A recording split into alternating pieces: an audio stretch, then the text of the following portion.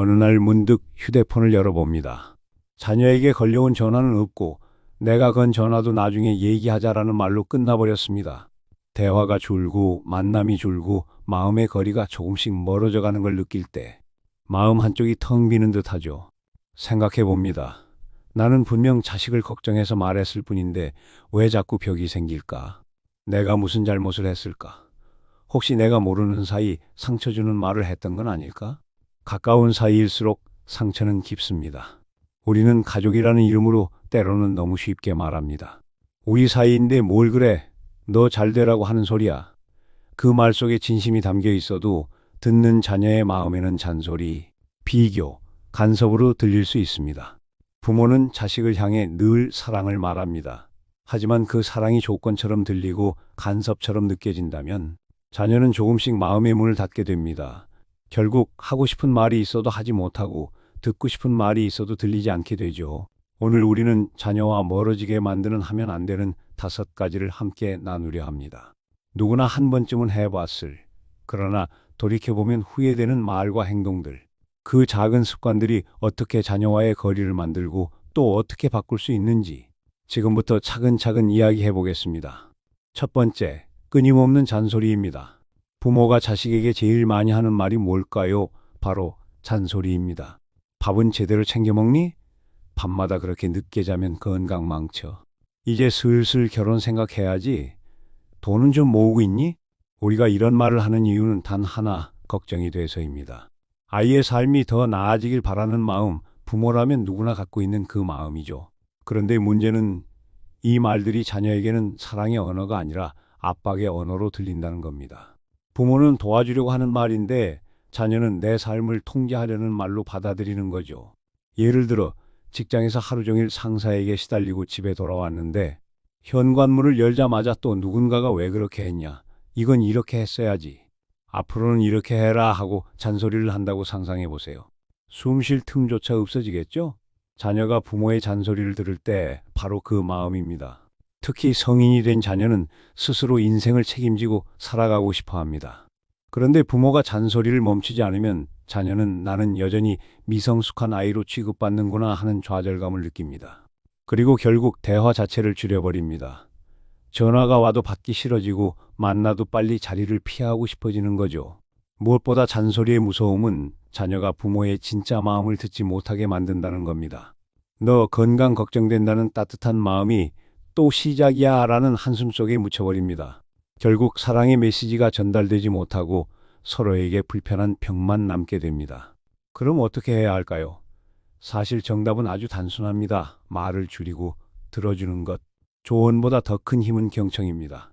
예를 들어 이렇게 바꿔볼 수 있죠. 잔소리 대신 오늘 하루는 어땠어? 하고 묻는 겁니다. 밥 먹었니? 대신 뭐 먹고 싶어? 하고 물어보는 겁니다. 그리고 자녀가 하는 말을 가만히 들어주면 됩니다.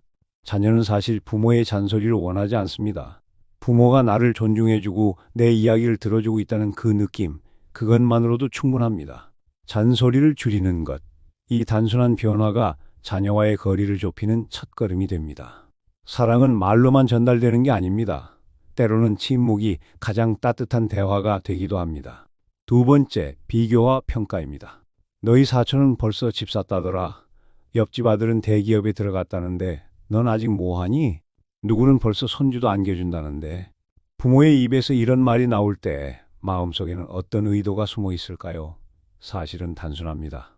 너도 잘 되기를 바란다. 너도 저렇게 되었으면 좋겠다.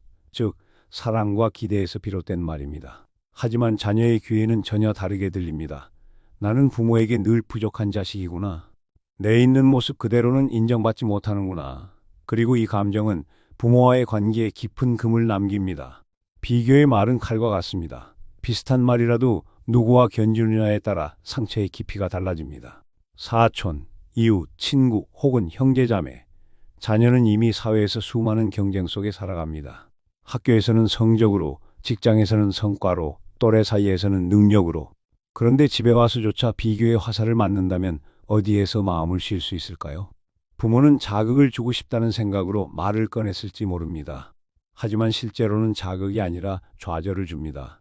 나는 아무리 해도 부모 눈에는 부족한 존재구나.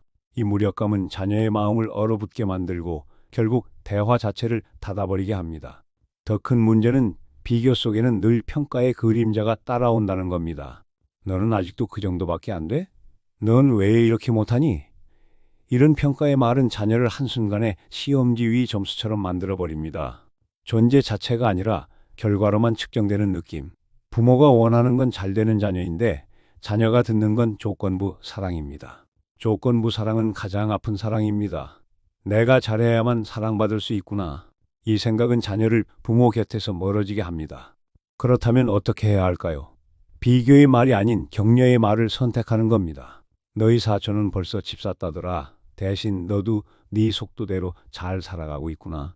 옆집 아들은 대기업에 갔다는데 대신 네가 선택한 길을 나는 믿는다. 누구는 손주도 안겨준다더라. 대신 너의 행복이 우선이야. 네가 행복하면 그걸로 충분하다. 같은 상황에서도 말의 방향이 달라지면 자녀는 비교 대상이 아니라 존재 자체로 존중받는 사람이 됩니다. 우리가 잊지 말아야 할 사실이 있습니다. 자녀는 부모의 기대를 압니다. 그리고 대부분은 이미 충분히 압박을 느끼며 살아갑니다. 집만큼은 비교가 없는 안전한 공간이어야 합니다. 부모의 한마디는 자녀에게 세상의 평가보다 더 큰 무게로 다가옵니다. 그러니 그 한마디가 칼이 될지 아니면 따뜻한 담요가 될지는 부모의 선택에 달려 있습니다. 비교는 관계를 멀어지게 하고 존중은 관계를 단단히 묶어줍니다. 평가는 자녀를 움츠러들게 하고 격려는 자녀를 다시 일어서게 합니다. 비교와 평가를 멈추는 것, 그것은 부모가 자녀에게 줄 수 있는 가장 값진 선물입니다. 그 선물 안에는 이런 메시지가 담겨 있습니다. 나는 너를 있는 그대로 사랑한다. 네가 누구와 같지 않아도 네가 아직 무엇을 이루지 못했어도 너는 이미 충분하다. 그리고 그 한마디가 자녀의 평생을 지탱하는 힘이 됩니다. 세 번째, 과도한 간섭입니다. 네가 뭘 알아? 부모 말 들어야지. 내가 살아봐서 아는데 그건 아니야. 네가 뭘 결정하든 마지막은 내가 정리해 줄게. 부모의 입에서 무심코 나오는 이런 말들, 사실은 다 간섭의 다른 얼굴입니다. 간섭은 사랑에서 비롯됩니다. 자녀가 실패하지 않길 바라는 마음, 고생하지 않길 바라는 마음, 부모의 경험이 답이라고 믿는 마음. 그래서 부모는 자녀의 삶에 손을 뻗습니다. 결혼 문제, 직업 선택, 집 문제, 심지어는 작은 생활 습관까지. 나는 도와주는 거야 라고 생각합니다. 하지만 자녀의 입장에서 보면 이건 도움이라기보다 자율권의 침해입니다. 성인이 된 자녀는 이미 독립된 존재입니다.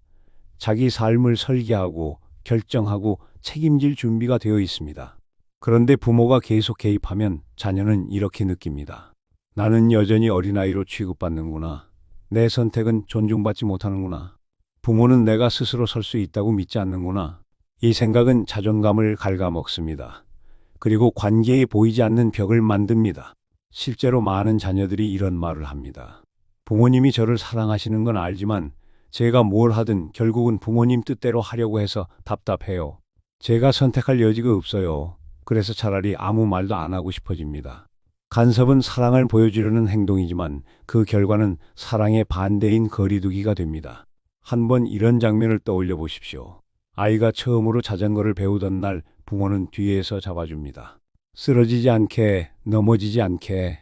하지만 언제까지고 잡고 있으면 아이는 결코 혼자 달릴 수 없습니다. 어느 순간 손을 놓아야 아이는 비틀거리며도 자기 힘으로 앞으로 나아갑니다. 넘어지기도 하고 무릎이 까지기도 하겠죠. 그럼에도 결국은 균형을 잡고 자기 두 다리로 세상 위를 달리게 됩니다. 과도한 간섭은 바로 그 손을 놓지 못하는 겁니다. 결국 자녀는 스스로 균형 잡는 법을 배우지 못하고 부모에게 의존하거나 반대로 부모와 거리를 두고 떠나가 버립니다. 그렇다면 부모가 할 일은 무엇일까요? 개입을 줄이고 지지자로 남는 것. 자녀가 선택을 하면 틀려 보여도 지켜보는 겁니다. 넘어지면 다그치지 않고 곁에서 손 내밀어 주는 겁니다. 묻지 않아도 조언하고 싶을 때 잠시 입을 다물고 기다려주는 겁니다.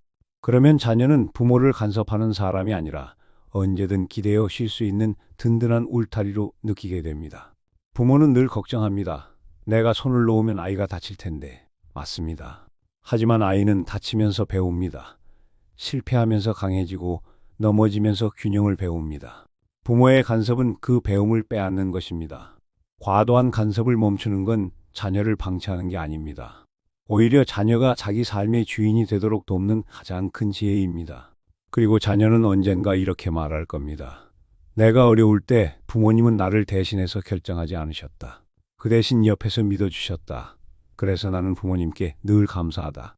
간섭을 줄이는 것. 그건 부모가 자녀에게 줄 수 있는 최고의 존중이자 가장 깊은 사랑의 표현입니다. 네 번째, 조건부 관심입니다. 부모의 사랑은 세상에서 가장 크고 깊습니다. 하지만 그 사랑이 자녀의 마음에 항상 따뜻하게만 전달되는 건 아닙니다. 어떤 순간에는 자녀가 이렇게 느낍니다. 부모님은 내가 잘했을 때만 웃으시는구나. 성공했을 때만 칭찬하시고 실패했을 땐 외면하시네. 바로 이것이 조건부 관심입니다. 조건부 관심은 의도적으로 시작된 게 아닙니다. 부모는 늘 자녀의 행복을 바라며 잘 되기를 간절히 원합니다. 그래서 성적이 좋으면 칭찬, 취업에 성공하면 축하, 결혼하면 인정을 해줍니다. 그런데 그 순간순간 자녀의 마음속에는 이렇게 각인됩니다. 내가 무언가를 이루어야만 사랑받을 수 있구나. 사랑이 조건부로 느껴지는 겁니다. 조건부 사랑의 가장 큰 문제는 자녀를 끊임없는 불안 속에 살게 한다는 것입니다. 자녀는 부모의 기대에 부응하기 위해 자신을 몰아붙입니다. 실패하면 부모에게 미움받을까 두렵고 성공해도 이번엔 넘어갔지만 다음엔 또 하는 불안에 시달립니다. 그리고 결국 지쳐버립니다. 더 무서운 건 이 조건부 관심이 시간이 지나면 부모와의 대화 자체를 무겁게 만든다는 겁니다. 이 이야기를 하면 또 실망하실 텐데 내 상황을 솔직히 말하면 또 비교하고 평가하실 거야. 이런 생각 때문에 자녀는 부모에게 힘든 일을 숨깁니다. 겉으로는 괜찮은 척 웃는 척 하지만 마음의 깊은 곳에서는 부모는 내 진짜 모습을 몰라준다는 외로움이 쌓입니다. 조건부 관심은 결국 자녀에게 이렇게 메시지를 보냅니다. 너는 있는 그대로는 부족하다. 이 말은 칼보다 깊은 상처를 남깁니다. 그렇다면 어떻게 해야 할까요? 부모가 줄 수 있는 최고의 선물은 바로 무조건적인 지지입니다. 성공했을 때만이 아니라 실패했을 때도 함께 있어주는 것. 잘했을 때만이 아니라 잘 못했을 때도 등을 두드려주는 것. 예를 들어 시험에 떨어진 자녀에게 이렇게 말할 수 있습니다. 수고했다. 이번엔 아쉽지만 너의 노력을 나는 안다. 취업 준비가 길어지는 자녀에게는 이렇게 말할 수 있습니다. 시간이 오래 걸려도 괜찮아. 네가 최선을 다하고 있다는 걸 나는 믿는다. 이런 말 한마디가 자녀에게는 세상의 어떤 격려보다 더 큰 힘이 됩니다. 자녀는 부모에게서 완벽함을 기대하지 않습니다. 단지 어떤 상황에서도 나를 버리지 않을 거라는 믿음을 원합니다. 그 믿음이 있으면 세상 어디서든 다시 일어설 용기를 얻습니다. 우리가 기억해야 할 건 단순합니다. 조건부 사랑은 관계를 약하게 하고 무조건적 사랑은 관계를 단단하게 한다. 부모의 한마디가 자녀에게 이렇게 들리길 바랍니다. 네가 성공하든 실패하든 웃든 울든 결혼을 하든 하지 않든 나는 너의 부모이고 너의 가장 큰 응원자다. 이 메시지를 들은 자녀는 비로소 이렇게 고백할 수 있습니다. 부모님 덕분에 나는 내 모습 그대로 괜찮다고 믿을 수 있었다. 조건부 관심을 멈추고 무조건적 사랑을 보여주는 것. 그것이야말로 자녀와 부모를 평생 이어주는 가장 강력한 끈입니다. 다섯 번째, 부정적 말버릇입니다. 말은 참 묘합니다. 한마디의 위로가 사람을 살리기도 하고 한마디의 상처가 평생 잊히지 않기도 합니다. 부모가 자녀에게 가장 쉽게 내뱉는 말 중에는 무심코 던진 부정적 말버릇이 많습니다. 넌 항상 그렇다니까? 너 때문에 내가 고생이야. 왜 너는 다른 애들처럼 못하니? 너는 도대체 언제 처리될래? 이런 말들은 그 순간에는 화가 나서 혹은 걱정이 앞서서 나온 것일 뿐입니다. 부모 마음속 깊은 뜻은 좀 더 잘 됐으면 하는 바람이죠. 하지만 자녀의 귀에는 전혀 다르게 꽂힙니다. 나는 늘 문제만 만드는 자식이구나. 나는 부모에게 짐 같은 존재구나. 그리고 그 상처는 시간이 지나도 마음속에 오래 남습니다. 부정적 말버릇의 무서움은 단 한 번으로 끝나지 않는다는 겁니다. 항상 맨날 너 때문에 같은 말은 자녀의 존재 자체를 규정해버립니다. 행동 하나를 지적하는 게 아니라 인격 전체를 부정하는 메시지가 되어버립니다. 예를 들어 늦게 들어온 자녀에게 왜 이렇게 늦었어? 걱정했잖아 라고 말하는 것과 넌 왜 항상 늦니? 도대체 철이 언제 드니라고 말하는 건 천지 차이입니다.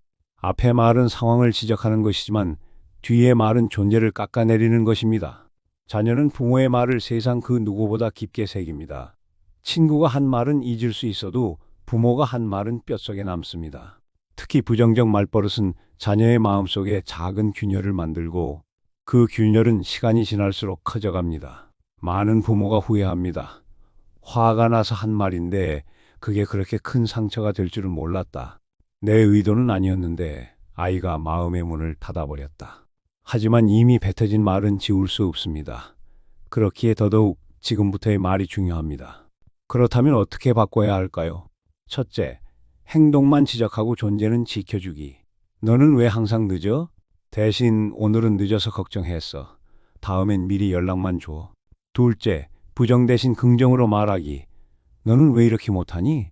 대신 네가 노력하는 모습은 내가 안다. 조금 더 보완하면 잘 될 거야. 셋째, 마지막 말은 희망으로 마무리하기. 혼냈다면 그 끝에는 꼭 그래도 나는 너를 믿는다. 나는 네 편이다. 이 한마디를 붙여야 합니다. 부모의 말은 자녀에게 세상에서 가장 강력한 언어입니다. 그 언어가 독이 되느냐, 약이 되느냐는 부모의 선택에 달려 있습니다. 부정적 말버릇은 관계를 멀어지게 하지만 긍정적 말버릇은 관계를 평생 이어줍니다. 우리가 자녀에게 남겨주어야 할 말은 이런 것입니다. 넌 항상 문제아가 아니라 나는 언제나 네 편이야. 너 때문에 힘들어가 아니라 네가 있어서 나는 행복하다. 도대체 언제 철들래가 아니라 네가 가는 길을 나는 끝까지 믿어주겠다. 이 말을 들은 자녀는 평생 기억할 겁니다. 그리고 마음속 깊은 곳에서 이렇게 말할 겁니다. 우리 부모님은 나를 있는 그대로 사랑해 주셨다. 부정적 말버릇을 버리고 긍정의 언어를 선택하는 것. 그것이야말로 자녀와 부모를 단단히 이어주는 마지막이자 가장 중요한 다리입니다. 우리는 오늘 자녀와 멀어지게 만드는 5가지를 함께 돌아봤습니다. 끊임없는 잔소리, 끝없는 비교와 평가, 손을 놓지 못하는 과도한 간섭, 조건이 붙은 관심, 그리고 무심코 내뱉은 부정적 말버릇. 이 5가지는 거창한 잘못이 아닙니다. 부모라면 누구나 한 번쯤은 했을 법한 말과 행동들입니다. 그렇기 때문에 더 무섭습니다. 사랑으로 시작했지만 자녀의 마음에는 상처로 남기 때문입니다. 하지만 여기서 중요한 사실이 있습니다. 관계는 언제든 다시 시작할 수 있다는 것. 자녀와의 거리를 멀게 만든 것도 우리의 말이라면 그 거리를 좁히는 것도 결국 우리의 말입니다. 오늘부터라도 이렇게 말해보면 어떨까요? 잔소리 대신 네 이야기를 듣고 싶다. 비교 대신 너는 너라서 소중하다. 간섭 대신 네 선택을 믿는다. 조건부 관심 대신 네가 어떤 상황이든 나는 네 편이다. 부정적 말버릇 대신 네가 있어서 나는 행복하다. 이 5마디는 자녀의 마음에 평생 지워지지 않는 울림을 남깁니다. 사람들은 말합니다. 가장 가까운 사이일수록 말에 조심해야 한다. 맞는 말입니다. 부모와 자녀는 평생의 인연이지만 바로 그 평생의 인연을 지켜주는 것도 깨뜨리는 것도 결국 말입니다. 혹시 지금 자녀와 멀어진 것 같아 마음이 아프십니까? 괜찮습니다. 한 번의 잘못된 말이 거리를 만들었듯 한 번의 따뜻한 말이 거리를 좁힐 수도 있습니다. 전화기를 들고 오늘은 네 얘기를 듣고 싶다고 말해보십시오. 식탁에서 네가 있어서 나는 참 고맙다고 말해보십시오. 그 순간 자녀는 깨닫습니다. 우리 부모님은 여전히 내 편이구나. 사랑은 크고 대단한 행동에서 오는 게 아닙니다.